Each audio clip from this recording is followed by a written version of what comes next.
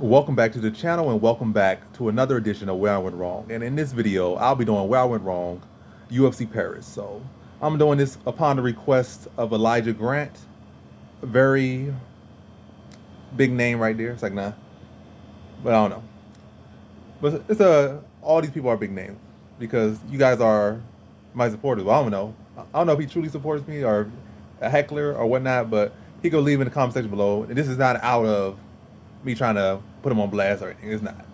Somebody asked, like, I would think about not posting Where I Went Wrong because, like, the time had already passed, days had already passed. But if even one person mentioned, like, hey, where's it at? Like, they want to see it, I'll post it. Like, I'll make it, then post it. I didn't even make it yet. So I'm literally making it right now. But yeah, I'm literally posting right now. But again, shout out to Elijah Grant. He mentioned, like, say, hey, where's the video at? So I'm making it. And there's some very good lessons to be learned or, good intel to be gathered from that fight card. And it's not a matter of like, oh, I was like, didn't want to, hide in my L's basically. Like they out there. There's nothing hiding, they out there. Y'all can screen record them, y'all can post them, y'all can say it into your phone. You can wake up, make your alarm clock, me making a wrong prediction. It's out there. It's out there. And I ain't deleting them because, hey, I got no shame in my pick. It could go literally the wrongest of the wrong. I got no shame. And I made that prediction. I did it. My thing is just not, I guess, continue to get wrong on at least the same fighters or the same type of fights, I guess. But anyhow, there's some good lessons learned in this one, so not bad. So I went 7-5 on this card, 7 of 12. Hey, positive, so decent enough right there. Nothing phenomenal, probably about average, but hey, maintain the average. Just gotta make this my lows, 7-5 my lows, and perform better than this. But it's not 7-5, not a bad average. It's almost like it ain't that bad. Especially if you capitalize on the sevens you're doing well on. That's where, or even if you don't get 7-5, you capitalize. I mean, even the fights you get L's in, you could get wins in a way on the betting side because you get the rounds right, overs and stuff. So it's multiple things. But as far as prediction wise, what this is, as far as to the public right now, and not the people that's invested, it's just predictions. So yeah, went 7-5, and yeah, 7-5 for this card, 7-12. Let's start with the first fight. Oh, I'm not even gonna go in chronological order. I'm just gonna go based on how I can recollect them right now. So let's look at one: Figlak versus Ziam, or Mikhail Figlak versus Ziam. With that one was a momentum pick. I feel I wasn't really liking Ziam's momentum. Figlak, I wasn't super impressed with him, to be honest, but I saw like he seemed to be more well-rounded. Seemed to have a pretty solid grappling game, but my thing with him, as I said in the video, I feel like he didn't implement it enough. And all that really is irrelevant because Ziam dominated him in the grappling aspect, like flat out dominating the grappling aspect, dominated him in the whole aspect of the fight. Striking, grappling, MMA just dominated him. So that UFC experience was, paid dividends for Ziam. And he knew his back was against the wall. Somebody in the comment section said for the video, you don't know what you're talking about. And I did not know what I was talking about. Ziam got a new contract, came with a new focus, and Figlak clearly wasn't at that level, or he showed him to not be at level. So good on Ziam to make some improvements. I don't know if that's going to necessarily equate to continued success or making up for mistakes or L or improving from L's in the past. Because I still think the same guys would beat them similar ways, or at least for the most part would beat them the same way. But hey, got over it. But now you got the same issue you had with Ziam kind of falls on Figlak. I don't think they're gonna cut Figlak after one fight. So they put him in there with a grappler. He's looking like free money, and you go in there with a grappler. It's not like his striking all that phenomenal. And then you put him with a grappler, a wrestler, that's seeming like easy money for the most part. So Figlak got some, he now needs to answer some questions. Like Ziam answered some questions just now, or Saturday, and now Figlak got the same questions sitting on him because he got done by him the way Ziam been getting done by a lot of other people in the UFC. So yeah, with that one, it was momentum, and it seemed like Figlak had the answers for Ziam, but clearly you can't really tell until they in the cage, and Ziam clearly showed like, I got the answers to those questions, and he did it, and he dominated that fight. So good on Ziam to make those adjustments, and good on him to put on a solid performance, and answer questions in the area where people doubted him. I doubted him, and definitely had concerns, and rightfully so had concerns. But good on Ziam. But I guess like as far as what I could have done, like I could have stuck with like what I was initially thinking was like he got the grappling it seems, but he doesn't really be the one that necessarily so eagerly initiates it. And Ziam has that reach. It's not like Figlak is such a phenomenal striker with such good tools and such good IQ and such good this, such good that. Pretty average striker, giving him a lot of height, a lot of reach, and again, not really necessarily a grappler. That's not really his focus. So, and then Ziam No, he did have a win over, a close, good win over Jamie Malarkey. So he has been able to get us, presented similar things at a higher degree. And he did pull off a win. So why couldn't he get Figlak? But then again, also Figlak's undefeated, so you got a lot of different factors. But you kind of look to that way. But it's like one of the ones where you can't really hold yourself too low about it. Definitely, as far as like value side, it was good value there, and it was a clear angle to make for Ziam. But it was one of the ones where like, oh, like how'd you not see that? It wasn't necessarily that. That's all I'm gonna say. It was not necessarily that, unless you were fully invested. Probably somebody like that really knew him personally or was been following him or something like that. Then in case you probably would say, oh, he's making some big adjustments you ain't saying. Most times from the outside, you can't really get too deep. You can't see those adjustments people are making, those real big fundamental adjustments people are making. You only really judge them based off their last fights or last performances, and that's what I was judging based off. And I wasn't judging based off the stuff that unless I'm deep in his camp and deep behind him or showing up to his open workouts or some dumb stuff like, I mean, not dumb stuff like that. I can't see those adjustments. All I can see is what have you shown me lately, and he showed me enough to like where I just leaned some momentum in that one, but ultimately wrong on that one. So let me think another one: William Gomez versus Jarno Aarons. Yeah, William Gomez versus Jarno Aarons. But this one is another case of those matches where both these guys were fresh to the UFC. Both these guys were debuting. William Gomez was the favorite, and he looked very much to be the favorite on the night of. But I would kind of lean Jarno Aarons. I'm like, let me see. With this one, this was definitely a pick where I just was trying to find a dog. I think I was trying to get like my thing right now. I try to at least get like 2 dogs, or at least try to. If I don't feel like it's necessary, I'm not really feeling a dog, then I won't do a dog, and I ain't gonna feel bad about having a whole card of favorites. But most, like matter of fact, just about every card, maybe outside of maybe 2 or something out of the year, it's gonna be at least 2 dogs on it, 2, 3 dogs. Then some nights I go 5, 6 dogs. I don't think I've ever had a super great night going for that many dogs, because on average, it's 2 to 3 dogs. That's the formula. Yeah, with this one, Gomez versus Aarons. Yeah, with the one I lean to Aarons. I felt he had more power. He did have more power. I felt he'd be the stronger one. And in actuality, he proven not to be the strong one. Gomez, in all the physical exchanges in the grappling, he showed to be the better grappler. Showed to be the more physically strong one. I did feel like he would have the strength in the clinch. But as far as the actual grappling changes, but I feel like in every single part of it, the clinch, anytime they locked up, he's had a physical advantage and a technical advantage in the grappling aspect. I feel like from looking at it, I didn't see that that's like Gomez didn't have necessarily the best competition or not the worst competition, but it seemed like Aaron had fought better competition, fared better in the grappling stage, and had to fought some decent enough wrestlers. And at some points, he had moments against those wrestlers, some good takedowns against some of those wrestlers. Obviously, in those fights, he showed that he wasn't. They were clearly the better wrestlers or better grapplers, but he showed to be the more well-rounded fight and had a pretty good track record against them. But nonetheless, like I said, I thought it would be a tight matchup, but ended up being a pretty clear matchup for Gomez. So I don't know. I guess with that one, you kind of could see like William Gomez did seemingly had a higher ceiling, which I knew, and I guess that's another thing kind of factoring. Like who you think has the higher potential? Gomez has higher potential. At the moment, I thought it was pretty even, but I thought that power of Aaron's, but I feel like power really ain't been doing too much as far as success rate. I feel like cleaner technique and volume has been doing more than power. I feel like power, like especially this card, like the people with the power for the most part were taking L's this card, and the person with the cleaner technique and better volume was winning.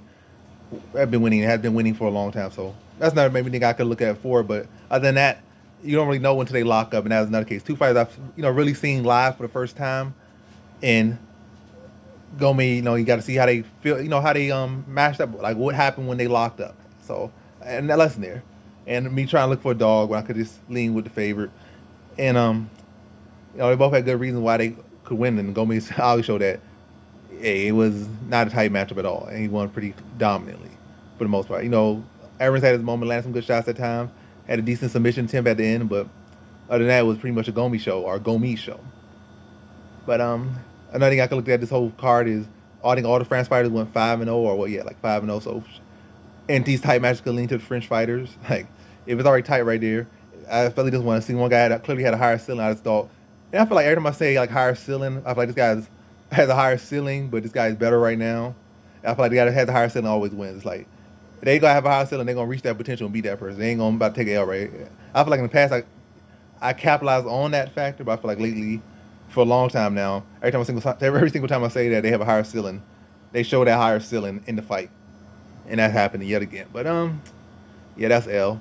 But I think mainly with that one, I was trying to find a reason to go with the dog, as I did with multiple fights on this card, and that ultimately shifted me to go to the dog, and it did not capitalize.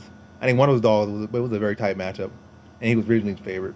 But that's the Quinones fight. And that's another cat's momentum. Like in one fight, I got burned for momentum.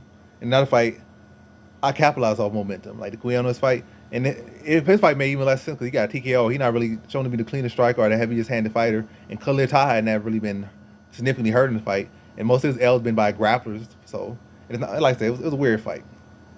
Like it's hard prediction wise. But then again, you deal with these fighters that neither of these guys are studs to be honest, like a true studs. So anything can happen. Like and momentum is a strong factor in all things, but especially when you're dealing with two guys that aren't necessarily stellar. The momentum be on one side, and then just anything happens. The guy that's a juicy guy go out there and turn to Bruce Lee out there and knock it out with a 2-inch punch and stuff like that. But yeah, so that's 2 L's right there. I'm just really focusing on L's. I ain't focusing on the dubs. I mentioned the dub right there. I got 7 of them, but I'm just gonna mention the 5 L's. So 2 L's down. So now we're getting kind of to the juicy L's. So let me see who else in there. Copy Law versus Chirico. Alessio Chirico. But yeah, with this one, this is not a case of power versus volume, and should lean with again like volume seeming to be doing more justice than power. And Kopylov did look like the more cleaner striker, and always Chirico did do his similar thing, waiting for those big shots and trying to load up on big shots, and being slow, stiff, and being predictable and go out there and look for big shots. That's what he does. It worked for him a couple times. He could be itching for people. But I think is I had another factor that I've been leaning against, and I feel like lately it's been failing me. This one factor, like lean to if they don't, it's not a matter of momentum because not like Chirico has the best momentum either. It was just about if a guy struggles to get wins, just fade him. Like can't get wins, or struggling to get that win in UFC, fade him. But stylistically wise, the path to victory was very much clear. Maybe not in a stoppage fashion, but if one guy's going to look there and he's not no super clean striker, no super sharp striker, and his whole game plan similar to like Sam Alvey in a way. Sam Alvey got 2 left knees, 2 left feet, like a duck out there, but he's slow and stiff, and he's trying to look for his main thing is to stalk and look for counter punch, even though he don't got an eye, don't got the speed or reflex for it. It works for him sometimes, but it's not the style a guy like him should be having. Same with Chirico in a sense. Chirico ain't slow or double knee, but matter of fact, Sam Alvey better than him, but still. He don't got the same disabilities out there, but it's still not a style that's going to get you much success out there. Slowly stalking a person, you can't really cut the cage off. You don't want to strike at a time or something like that. You gonna end up on a lot of losses. And Kopylov did show at least some movement. My thing is like again, can't trust the guy that constantly losing the UFC, even though it's not really necessarily the style that he's been losing to. And then again, also he hadn't really lost to a clear style. He got submitted by a striker and Carl Roberson basically, and he got grinded to a decision by Duriev, who a wrestler. It's like you got 2 L's, but it's like they're not really consistent. So it's not like a developed steam. But for Chirico, I felt like you could throw some punches. Like same with Sam Alvey, you got some basic beginner level footwork. You can move, you can stick a jab, or you can throw some punches on him. Maybe throw a feint out there, draw those big sloppy counter shots or those big heavy shots of him. You could dance on the man all night, or dance around on the man all night. Pause. But you could dance around him and avoid his slow mo. He's like a level 1 boss, big power but very very slow. So you can get the instructions down, you can get the controls down because the man is gonna load up on his punch, like turn red, slow as a mug, swing the punch, and it's like, oh now you know how to move laterally. that's D Chirico. Now the man retired, but so you don't get that beginner level bruiser with one or 2 combinations or 1 punch at a time. Like you don't get that no more. But someone else will come around and be that for some beginner person. But yeah, the thing with Chirico is, the angle I could have looked at is, if Kopylov can move and just throw some punches, be active on the feet in this move, he should win this one. D Chirico is looking for a big punch. I almost did kind of see my prediction. I felt like he'd be able to move on him. Eventually, he started to slow down. He did start to slow down. It wasn't even like he got hit with much or had to grapple much or anything. And he was, again, mouth breathing. Like literally, not much action going on. It's not like he was going with the most intensity. Not like he's throwing 100 punches around or anything like that. Nothing phenomenal at all, but the man was tired. I guess just from getting stalked. Even though Chirico not really even a phenomenal stalker or anything like that, he was a little bit fatigued. But I think momentum was actually kind of shifting away from him. He just started to let his hands go. And, he started hurting Chirico, who really wasn't moving his head. Just like they're standing there. And then he saw him continue and put him out. But yeah, with that one, simple answer for that one is you got some volume and okay enough footwork. You can move, like you can throw some little bit of punches. You can move your feet. You could beat Chirico. But you're going to stand at him, try to rush him. You really gotta be prepared to bite down your mouthpiece and almost get in a 50-50 fight. But least resistance is pretty easy to beat him. Stick and move. You don't have to be no phenomenal stick and mover. Very low level stick and mover or ability to do low level stick and move. You beat him relatively easy. He'll get that to you. But yeah, now he's retired. Can't really cash on him against him unless he gets some desired return. But yeah, he's out the picture. Roman Kopylov still got a lot to answer to make. I feel like his cardio still an issue. Like he was even in a tense fight and was seemingly fading in that fight. So imagine another pace pushing fighter or wrestler could still beat him. Pace pushing our wrestlers could beat him.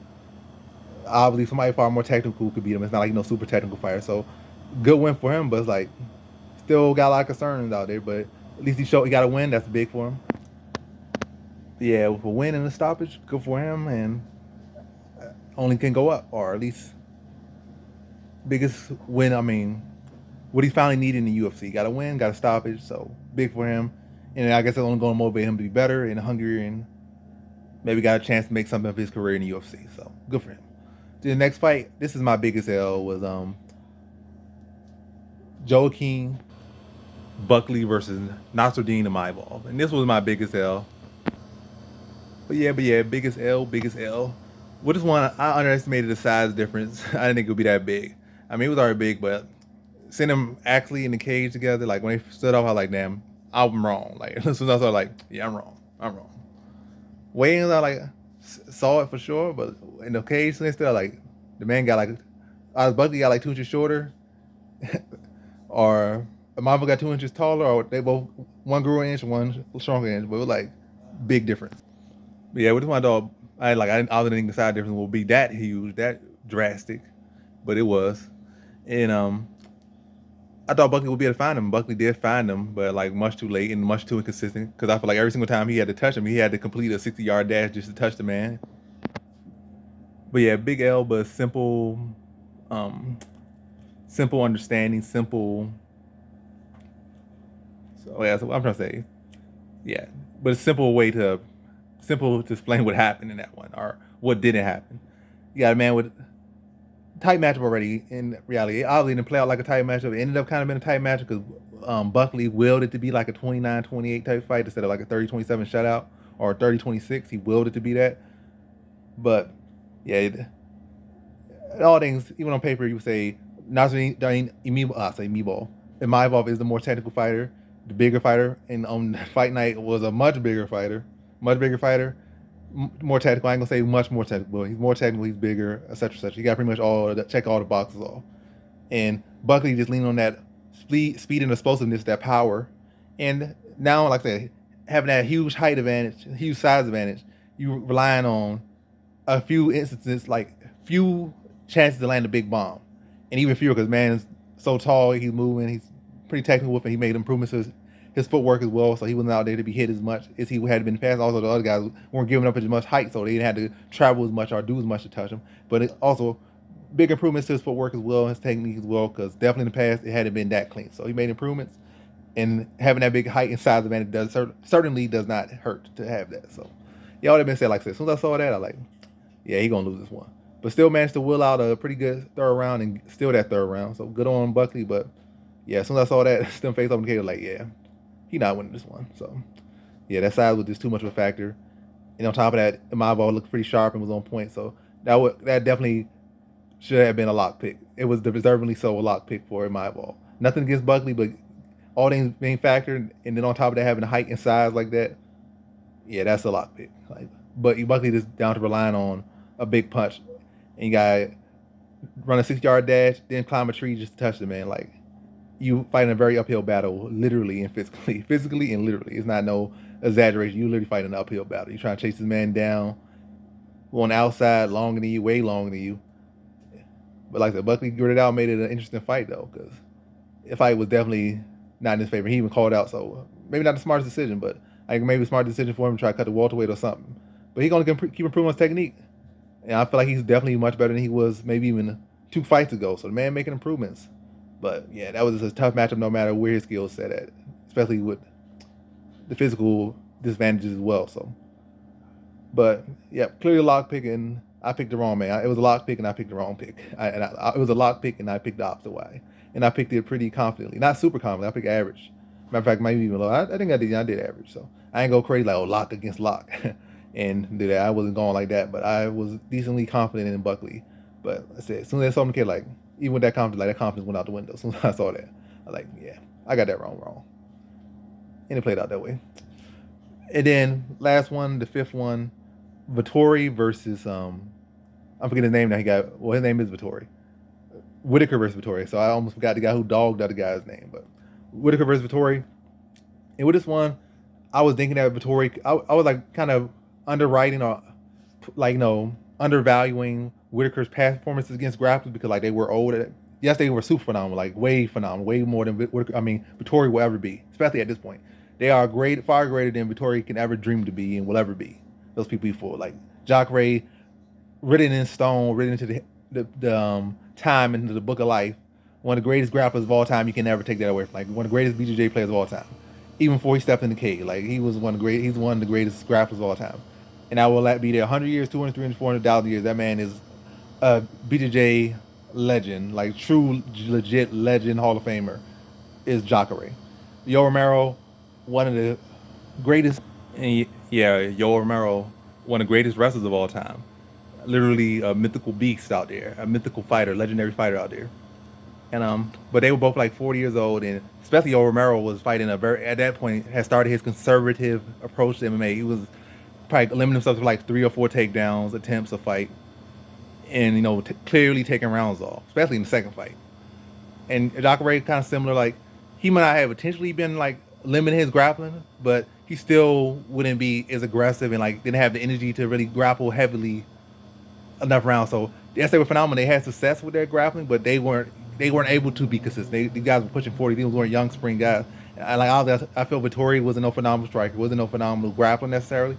But I thought he'd be the bigger, more physically strong man. But in clinch, you didn't see that. Matter of fact, a little bit in a ways. Matter of fact, Whittaker, he did look. He was physically the strong guy, but Whittaker already had him so much razzled and dazzled by his counters and his speed and his power as well. Quickness, his speed, his counters, his technicality, his technique, that Vittori was like demoralized out there. So then at that point, like at first one, like I said, it was a bit of that pushing against the cage a little bit. It wasn't like no real strong lockdown, like the guy can't move. Whittaker got out of the clinch whenever he wanted to.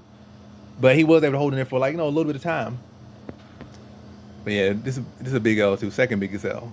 Yeah, Whittaker to show like he's truly anti-grappler. Like you can't hold that the fact that the guys he beat were like around 40 when he beat them. They, like I said, they still legends and go, taking away from those wins, big wins, especially at the time he beat them, because they still were very much problems in the division at the time. And he beat them, stopped Jacare, beat Romero twice, but for them 2 very hard fights. So, and Romero to this day still breaking jaws. So can't take it away from those big wins. But I thought for the approach that they can't necessarily maintain the pace, and like Vittori can push and maintain the pace. We see him go 5 rounds hard, see him be able to push that, but Whittaker shut him down, demoralized him, took the fight out of him, and beat him pretty handily. So, yeah, impressed by Whittaker. And he, like I said, he solidified that this man anti-grappler status is verified, triple verified. Give him the platinum bar. This man's anti-grappling is verified. So, Bo Nickal out there, get real, stop being delusional. Even before this performance, like you weren't just gonna run through this division like you think he might. He might run through the division, but he ain't gonna be jumping the cage right now and beat Israel Adesanya. He definitely ain't gonna jump in the cage and beat Robert Whittaker. Robert Whittaker is a solid anti-grappler and would flat out embarrass Bo Nickal right now. And any of these other grapplers like Khamzat Chimaev, you gotta be concerned. You try to come right now, and Robert Whittaker's against on the other side of the cage from you. The man's very much a grappler's nightmare. So he definitely solidified that. Whittaker looked good. I still think Adesanya would beat him again. Like at a point, it's gonna probably be like, you get that Calvin Kattar Holloway performance, then you go out there and fight Volkanovski again, and he just out there dog you. So I feel like it's gonna be the same outcome. Whittaker does very well against grapplers. He does pretty well against strikers as well. But the elite cream of the crop strikers, I think that's his weakness, or what has been shown to be his weakness, at least especially by Israel Adesanya now, and then in the past, Stephen Wonderboy Thompson. But grapplers definitely be weird. So good performance from Whittaker, and maybe one of these hyped up grapplers right now they put him in there with. they very much be concerned, and it's looking like gonna be some good money on Whittaker going forward, because Whittaker looked very sharp, and like again I say, he solidified that his anti-grappling is very much platinum. He looked so comfortable in every position there. He never looked uncomfortable at a single time in that fight. So very good performance from Whittaker. Shutdown performance. And then final, just gonna mention the main event. Curtis Blades versus Tuivasa. Tuivasa was landing a good shot, hurt him, landed another good shot, and had a moment where he was close to a finish, but Gane on his side, so good for Tuivasa to get that, and good on Tuivasa to just grit in there and stick in that fight for longer than he probably could have been stopped several times earlier, but Tuivasa stayed in there, was able to hurt Gane pretty good, so good on him for that. I thought he could just get straight walked over, but he has to put up a fight. Gane, good on him to recover, be in a bad situation he hadn't been in his career, and recover and make the adjustments and put him away. Good performance, Gane. Beautiful stoppage, and he needs those stoppages to get his name up there more, put up some highlight reels out there, and make a make a case for a second title shot or another title shot. But all I'm gonna be said is to just end this video off is that he didn't show anything that will warrant another title shot. Good performance, and the division is still clear open. Aspinall was injured and all, but so is Ngannou. But I feel like with that performance, even as good as it was, or it ended or how he capped it off, I still with that performance I would have to say that just showed you that John Jones should overstep him. Based on that performance, John Jones should overstep him right now, or Gane should be regulated to fight Curtis Blades. And another thing, he has zero grappling success in the cage at all, no grappling success. So if I would want to necessarily lean to him, maybe it would have been would have created a case for another shot at the title would be if he went out there, mixed him up pretty well, shot a takedown, then dominated the grappling aspect against Tuivasa. And Tuivasa was probably the easiest guy to do that in the division, or at least at the top of the division, definitely among the people in the top of the division currently. He was the easiest guy to grapple, with the biggest deficiencies in grappling. And he had zero, I think, with one or two takedowns, got stuffed pretty quickly, pretty easily. It was had little success at all. He had no success at all in the grappling department. So no success in the grappling department. And that's, I feel, was the area where, if he would have had great success or a dominant performance or show improvements in that area, he went back, he lost through the grappling, and he came back, did some fine tuning on that, and went out there and dominated in the grappling fashion. Yes, it was over the easiest guy in the division, but we could sell this, or at least it looks like he got another show growth and he showed new wrinkles. But he pretty much showed what he usually showed, and got to stop it. A lot of fights ended in decision, so that's a stoppage, and it was a pretty stoppage. It was pretty stoppage, pretty balanced out there, some beautiful balance out there, but it don't warrant enough to say, oh, he's ready for Ngannou next. He's not. He probably is. It was a close fight, but it's now not a time, and it's not no need for a rush necessarily. You could make him fight 2-3 more fights, to be honest. There ain't no super rush. So yeah, best, and even for him, why rush and potentially end up the same way the fight ended for or worse? Use the time to get better and show some wrinkles, because you didn't show necessarily no new wrinkles in the grappling where you really lost the fight last time. You lost the fight in the grappling last time. Show some wrinkles there, and then try again. And really the Blades fight will maybe answer that. If you go out there and beat Blades, maybe even stuff him all his takedowns, or by inch or a mile he beats Blades convincingly enough, whether it be a decision or a stoppage or even a submission, something like that, then that opens the case for, he beat the best wrestler in the division and did well in the grappling department and was able to beat him. Now he deserves a title shot, but that don't earn no title shot. You fought another striker, a lesser striker, you got hurt, you got dropped, you recovered, good on you, got a beautiful stoppage, but ain't show the wrinkles that they want you to see, or that people wanted to see from you, that the people that's going to make the match want to see from you. And even from the fans' perspective, maybe some fans don't really care. They saying, hey, go to matchup, he's ready. But people that care and know, they he ain't ready yet. And I'm one of those people that care and know, and he's not ready yet, or he didn't show to be ready yet. So I feel like Jones could definitely overstep him, and that's definitely a big fight, and they should pay those people the money they deserve. Or have Blade versus Miocic, that's another fight. Or maybe slip Gane in there as an alternate and him fight Miocic, then another case. Yeah, if he fights Miocic and go out there and beat Miocic, or beat John Jones, Miocic, or Ngannou. No, John Jones, Miocic, or Blades, those all would warrant a title shot. But beating Tuivasa didn't, especially even didn't show that wrinkle that they wanted, in the area they want to see wrinkles. So that's the video. 7-5 on the card. Not a stellar night, but nothing I'm too mad about except the big L. As far as the numerical things, I ain't too mad about it. But as far as two of the picks that really stand out, the Vittori pick and especially the Buckley pick, definitely stinging and definitely poor picks. But yeah, that's video 7-5, 2 poor picks. Other than that, numerically, ain't too mad at it. At least on as far as maybe an average or a floor. As a floor, ain't mad at it at all. So I ain't too mad at the card, and can definitely make improvements from it. It's nothing like so outrageous, I guess. That's what I'm trying to say. But that's video. Peace.